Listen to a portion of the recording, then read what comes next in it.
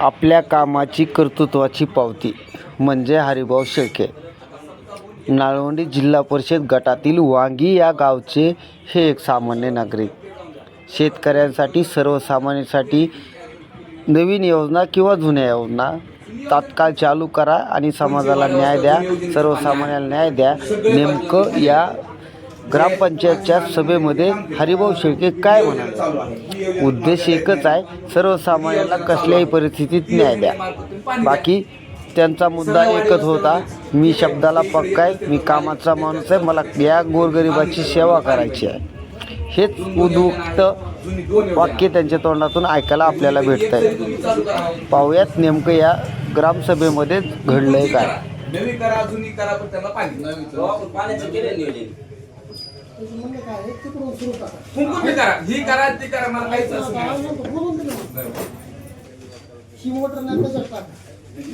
जिथपर्यंत चालू तिथपर्यंत पाणी टाका. दुरुस्त करता दुरुस्त करायला सगळ्यांना एक विनंती आहे. आता प्रत्येक योजना चालू करायची ना, आता मोटरची कंडिशन सगळ्याला माहिती. दुरुस्तीला काही ना काही पैसे लागणार आहेत, काही ना काही प्रमाणात घरपट्टी नळपट्टी म्हणून देतो. म्हणजे सगळ्याच्या आहेत का मेंबराच्या? सगळ्याला तुम्हाला मी गावात मेंबराच्या जर असत्याल सर्व गावाला आढळून सांगतो की घरपट्टी नळपट्टी भरा. त्याच्याशिवाय योजना बाहेर होणार नाही. सगळ्या आधी काय करा, तुमचे 10 जणांच्या तुम्ही आधी जमा करा आणि गावाला दाखवा की हा 10 जणांच्या आम्ही जमा केल्या. चालतंय. गोरगरीब का भरणार नाही? हे आहे का साहेब? तुम्ही खाली बसा. त्यांना पाणी दिल्याशिवाय कोणीच भरणार प्रत्येक हे बी खरं नाही बरं भाऊ. आता जे जेवढे मोठे घरकुल येते विहिरीच्या पाईप झाले सगळे काही ना काही 100% भरायला होतो. तुम्ही बी काहीतरी हे करा ना. साहेब ऐका ना, आपल्याला मोटर टाका. आता इकडे टाकायची का? इकडे टाका. पाणी चौकट गेले, ह्या टाकीतून गावात आली, ह्या टाकीच्या नळ्या फुटल्या, त्याच्या हाईट चालू काही खर्च लागेल त्याला वर टाका. तर कसं काय जे खर्च लागेल टाकता येते का बघा. टाकीत टाका पाणी. बाहेर बसता येईल, सगळे बाहेरच बसू. जागा मोठी होती, सगळं होतं. येतात ना मध्ये. कोण आहे बाहेर? काय अडचण नाही. येतात का मध्ये?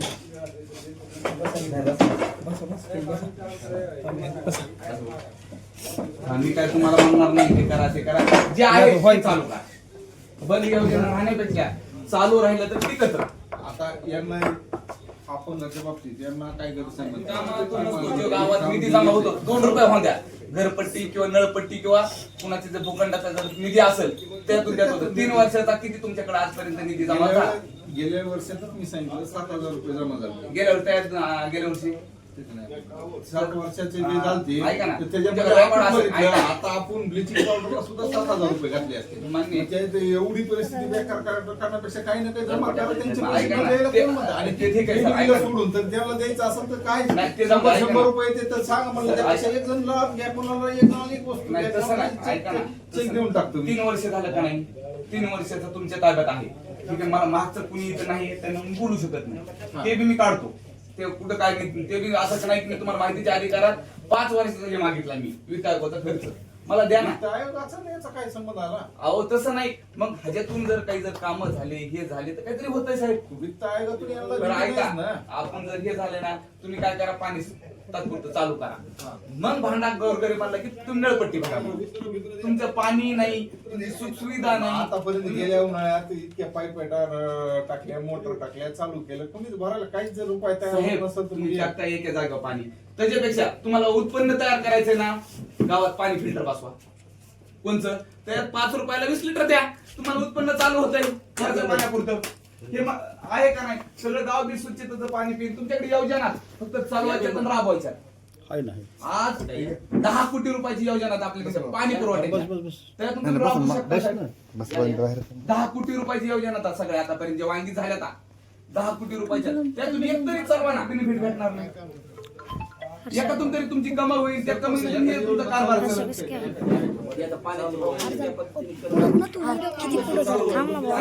ठीक आहे. महाग पुढे म्हणजे पाणी फिल्टर बसवा. तुम्हाला 2 रुपये तिथून एखादी हे होईल, इन्कम होईल. उन्हाळ्यात चालू व्हायचं आहे का? ऐका ना सर, प्रत्येक उन्हाळ्यात पाणी त्याचं म्हणणं बी खरं आहे.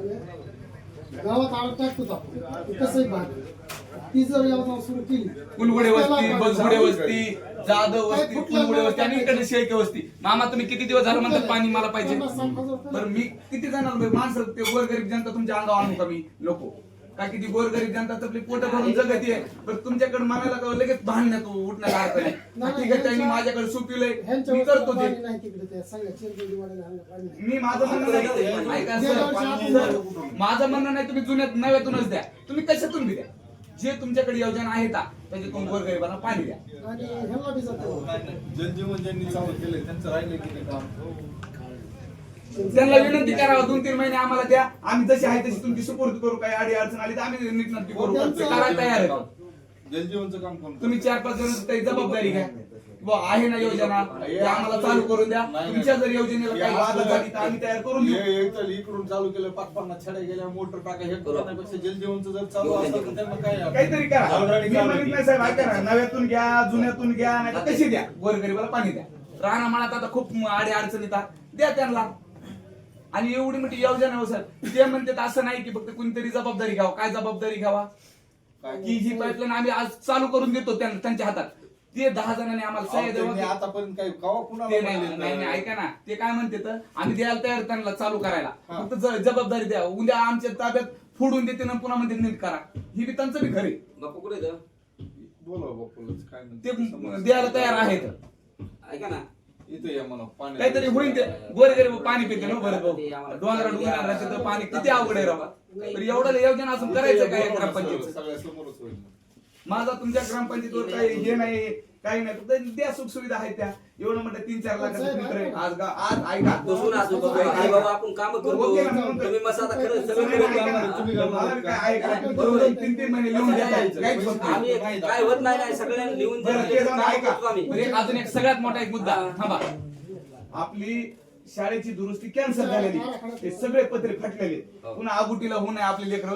कुणाचे बघा तुमचे असू आमचे असू सगळ्याचे लेकर बाळगते. ते अजून पावसाळ्यात पाण्यात बसतील. त्याच्यापेक्षा ते पत्र वित्त आयोगातून शाळेसाठी निधी असतो. तुम्ही दुसऱ्याला काय टाकला असत पत्र्यासाठी करा. तेवढं नियोजन करून घ्या पत्र्याचं. शाळेनी जे आहे ते टीव्हीची मागणी. टीव्ही देऊ नका पत्रे द्या. शाळेत सगळ्या शिक्षकांनी मिळून येऊन मागणी. अहो पण पत्रे फाटले. ते टीव्हीचं नको ते कॅन्सल टीव्ही करा. कॅन्सल पत्रे मेन आहे. शाळा काळात सध्या 6 टीव्ही घेऊन दिलेल्या हो. लोकवर्गणी. त्यांना कॅन्सल करा मला आता. त्याच वेळेस विषय साहेब, ऐका ना. आणि परत कॅन्सल कसं बरं माझं म्हणणं काय तुम्हाला द्यायचं द्या. पण ते मताचं पत्र्याचं कोणतं नियोजन आहे? करा. मताचं ते कारण की ऐका ना आपली जी दुरुस्ती होती 7 लाखाची ती कॅन्सल केली. 7 लाखाची जी शासनाने दुरुस्ती टाकली कॅन्सल झाली. मी सगळं पाहिलंय. तुम्ही बघा तुम्ही जर ते होत असलं तर टीव्ही कॅन्सल करा आणि ते आधी पत्र नीट करा. माझं म्हणणं नाही की तुम्ही हे करा. दुरुस्ती कसं काय कॅन्सल झाली? आपल्याला ही 10 लाखाची रूम दिल्यामुळे त्यांनी दुरुस्ती कॅन्सल केली. अजून पुढच्या हात मध्ये बघू ना. बरं बोला ना. मी शिवला भेटलो त्या बाबतीत. ते म्हणजे पैसेच नाही राहिले. तुम्हाला 10 लाख रुपये दिले त्याच्यापेक्षा मी आता दुसऱ्या ह्याच्यात 2 वर्ग खोल्या मंजूर करणार होते आपल्याला. तर काय दादाच गेले आता. सरपंच ते जलजीवन जे चालू करते त्यांना एक समुक्षेप झालं. मी तुम्हाला असं दडपण आणणार नाही काय नाही फक्त करून घ्या. बघा आपण